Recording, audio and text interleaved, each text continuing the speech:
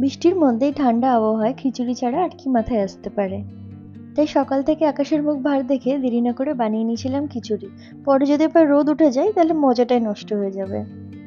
এই খিচুড়িটা বানাতে আমি অনেক রকম সবজি ব্যবহার করেছি যাতে পুষ্টিগুণটা বজায় থাকে।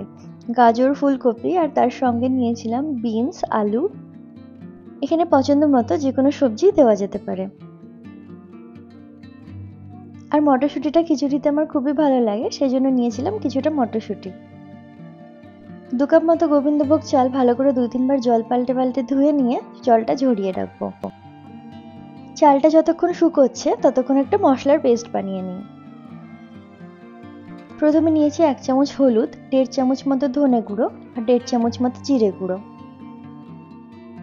আর এর সঙ্গে আমি নিয়েছি 1.5 ইঞ্চি মাপের একটা আদার টুকরো। আদার টুকরোটা গ্রেট করে নেব। এর মধ্যে সামান্য পরিমাণ জল দিয়ে একটা পেস্ট বানিয়ে নিচ্ছি। এই মশলার পেস্টের মধ্যে নিয়ে নিচ্ছি সামান্য পরিমাণ লঙ্কা গুঁড়ো, তবে এটা অপশনাল। এটা ভালোভাবে মিশিয়ে নিয়ে আলাদা করে রাখছি। এরপর একটা কড়াই গরম করে নিয়ে 1.5 কাপ মতো সোনা মুগ ডাল ভেজে নেব। ডালটা কিছুক্ষণ ধরে নাড়াচাড়া করে নিয়ে একটা হালকা রং আসা অবধি অপেক্ষা করব। ডাল থেকে সুন্দর একটা গন্ধ বেরোতে শুরু হলে গ্যাসটা বন্ধ করে দিয়ে ডালের মধ্যে জল দিয়ে ভালো করে ধুয়ে নেব। ডালটা আলাদা করে রেখে এরপর একই কড়াইয়ে নিয়ে নিচ্ছি সর্ষের তেল। সর্ষের তেল নিয়ে একে একে আলু, ফুলকপি ও বাকি সবজিগুলো ভেজে নেব। প্রথমে আলুটা দিয়ে কিছুক্ষণ ভেজে নেব। আলুটা কিছুটা ভাজা হয়ে আসলে তার মধ্যে দিয়ে দেব ফুলকপিগুলো।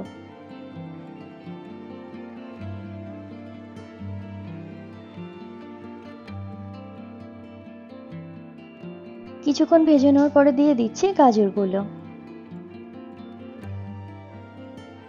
সব সবজিগুলোকে একসঙ্গে ভেজে নেব। সবজিগুলো কিছুটা ভাজা হয়ে আসলে এরপরে সবুজ সবজিগুলো মানে বিনসগুলো এর মধ্যে দিয়ে দিচ্ছি। এরপরে সবজিগুলোকে একটা আলাদা পাত্রে তুলে রাখছি। সব সবজিগুলো তুলে নিয়ে একই কড়াইয়ের মধ্যে দিয়ে দিচ্ছি আরো সামান্য পরিমাণ তেল।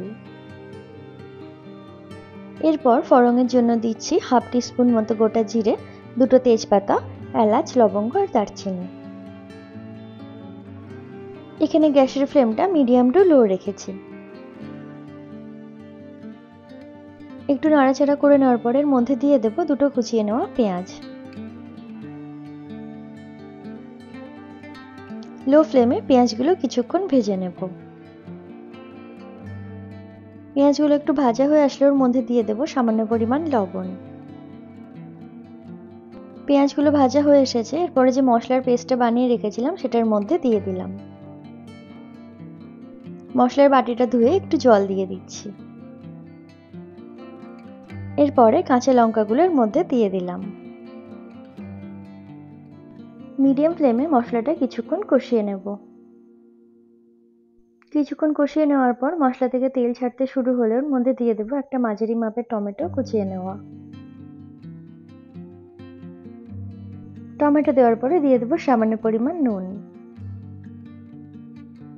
কিছুক্ষণ নাড়াচাড়া করার পর ওর মধ্যে ধুয়ে রাখা চালগুলো দিয়ে দেব। চাল দিয়ে কিছুক্ষণ ভেজে নিয়ে দিয়ে দেব ভেজে রাখা ডালগুলো। চাল আর ডালগুলো মশলার সঙ্গে ভালোভাবে মিশিয়ে নিতে হবে। সামান্য পরিমাণ জল দিয়ে মিশিয়ে নিচ্ছি। এরপরে 2 কাপ চাল আর 1.5 কাপ জলের জন্য আমি এখানে 8 কাপ মতো জল দিয়ে দিলাম। এখানে জলের পরিমাণটা একটু বেশিই রেখেছি কারণ খিচুড়ি প্রথমে পাতলা থাকলেও পরে জমে যায়। মিনিট 3 অপেক্ষা করার পরে একবার ফুটে উঠলে ওর মধ্যে ভেজে রাখা সবজিগুলো সব দিয়ে দিচ্ছি। প্রথমে নুন দিয়েছিলাম, সেজন্য এখানে নুনটা একটু কমের দিকেই দিচ্ছি। ফ্লেমটা লো টু মিডিয়াম করে কিছুক্ষণের জন্য ঢাকা দিয়ে দেব। কিছুক্ষণ পরে ঢাকনা খুলে নিয়ে চাল আর ডালগুলো সেদ্ধ হয়েছে কিনা দেখে নিয়ে আরেকবার ঢাকনা দিয়ে দিলাম। মটরশুঁটি দেওয়ার পরে আরো মিনিট 10 জন্য ঢেকে দেব। ঢাকনা খুলে নিয়ে এরপরের মধ্যে দিয়ে দেব গরম মশলা আর দিয়ে দিচ্ছি স্বাদ অনুযায়ী চিনি। এখানে আমি 2 চামচ মতো চিনি ব্যবহার করেছি, তবে চিনিটা সম্পূর্ণ অপশনাল। খিচুড়িটা আমি একটু পাতলাই রাখছি কারণ খিচুড়ি ঠান্ডা হলে অনেকটাই জমে যাবে। একবার ভালোভাবে মিশিয়ে নেব। এরপরে গ্যাসটা অফ করে দিয়ে কিছুক্ষণের জন্য ঢাকা দিয়ে রাখবো।